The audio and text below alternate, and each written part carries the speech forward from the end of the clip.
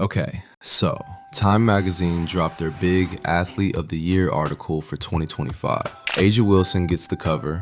Deserved, legendary season, no debate. And look, A'ja absolutely deserves her flowers. But here's the twist that had a lot of fans giving a little side-eye energy. Why did the article, in its first few paragraphs, couldn't resist slipping in a low-key diss on Caitlin Clark, even though the whole piece was supposed to be about Wilson? If you're the MVP, why do you need to bring up Caitlin Clark to make sure that your little article and your little award gets clicks? This is crazy, folks, and today we're breaking down why this article feels messy and why the media keeps doing this stuff. Let's get into it. Now, before we talk about any drama, we gotta start with the facts. A'ja Wilson didn't just have a good season, she had one of the greatest seasons any basketball player has ever had, male or female. Defensive Player of the Year, Finals MVP, scoring title, and fastest to 5,000 career WNBA points all in one season. Damn, son.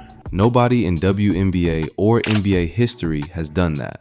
If Time wants to put her on the cover, crown her, celebrate her, absolutely. No argument here. This should have been a straightforward A'ja Wilson is incredible article. But then comes the part where the article goes, you know what this celebration needs? A little controversy. And suddenly, Caitlin Clark enters the chat. So, right when the article is building A'ja up, boom, out of nowhere, Caitlin Clark's rookie season helped the WNBA hit milestone TV and attendance figures. But Clark's emergence created a toxic, racially divisive narrative that she was almost singularly responsible for salvaging a league built by a mostly black player base. Wait, what? Why are we talking about another player? Why introduce race tension in an award piece meant to uplift A'ja? And Clark didn't walk into the W saying, hey, I saved y'all. The media did that. Caitlin was just hooping, minding her own business. The media built that hype around her, and when it's not selling this time of the month, they're just gonna use it against her. And look, let's just be real for a second. Caitlin Clark brought millions of new eyeballs to a product a lot of people weren't paying attention to before. That's just reality. And at the same time, A'ja Wilson is straight up the most dominant women's basketball player of this era. Both things can be true. So why does this Time article have to celebrate one of them by tearing the other one down? Then there's the line that frames the league as Clark versus a mostly black player base. This is how the media amplifies division. They take a real conversation about representation, they strip away all nuance, and then they make it sound like two sides fighting. It leads to headlines, it leads to clicks, but it hurts the players more than it helps them. Then there's the part where it says this storyline bothered Wilson and highlights her quote saying, I'm going to win this MVP. I'll win a gold medal. Y'all can't shake my resume. It was more so, let's not lose the recipe. Let's not lose the history. It was erased for a minute. Now, although it might look like A'ja is aiming at CC here, she's just reacting to the narrative the media created. They're the ones who lit the fire, not Caitlin. And Time uses this to indirectly say, Caitlin caused the erasing. Again, that's not Clark's doing. That was the media's own obsession with a new face. A'ja talking about history is real, but the media is weaponizing it. Anyway, now let's talk about the next moment, because this is where the media goes full soap opera. The article says, despite Clark missing most of the season with an injury, something Wilson, to be clear, did not cheer, viewership was still up 5% to 6%. Hold up. Something Wilson did not cheer. Why? Why even write that? Why? Who in their right mind thought A'ja Wilson cheered for someone else getting injured? And the fact that they highlight that the viewership has gone up 5 to 6% while totally disregarding the bigger fact that it actually went down by 55% while Caitlin was out was crazy work by the mainstream media.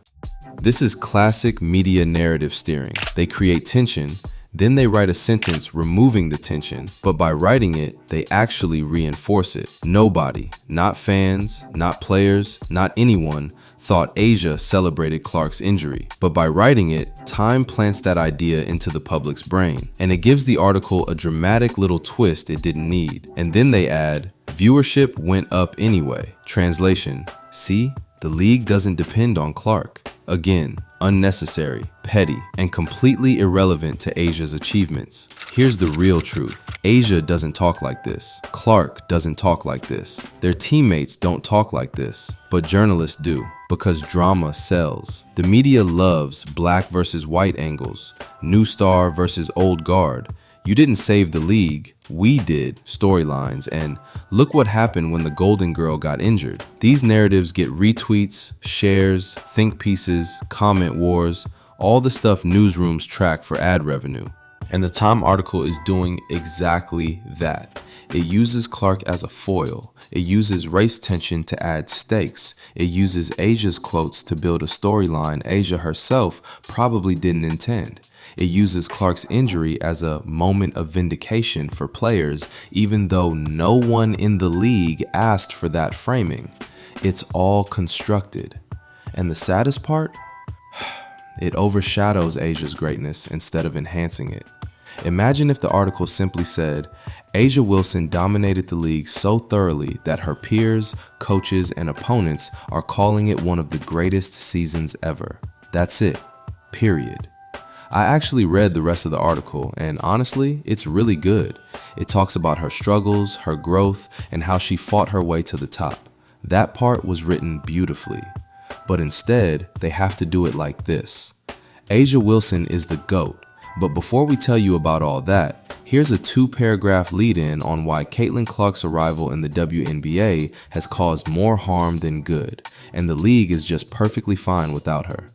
In the NBA, they don't say, LeBron is great, but don't forget Michael Jordan existed, or Steph Curry is the greatest shooter in basketball, but don't forget that if it weren't for Ray Allen or Larry Bird, he's nothing. That has been the ongoing narrative whenever Caitlin does something good for the WNBA and women's basketball in general. And this article piece is just doubling down on that. Asia Wilson didn't need any comparisons, didn't need any conflict, didn't need any subtle shade thrown at Clark to justify her season. She dominated, period. But the article turned her achievement into a mini culture war, even when it didn't have to.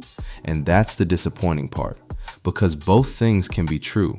Asia Wilson is the best player in the world right now, and Caitlin Clark helped blow the doors open for millions of new fans and opportunities for the WNBA.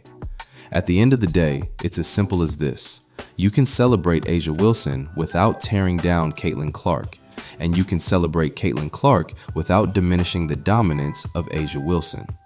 Or second thought, maybe they intentionally put Caitlin there as a clickbait so people would read the rest of the article. I don't know about that, but what do you guys think of this? Was it necessary to drag Caitlin into this? Let me know your take in the comments. And if you enjoyed this video, make sure to like, subscribe, and I'll see you in the next one.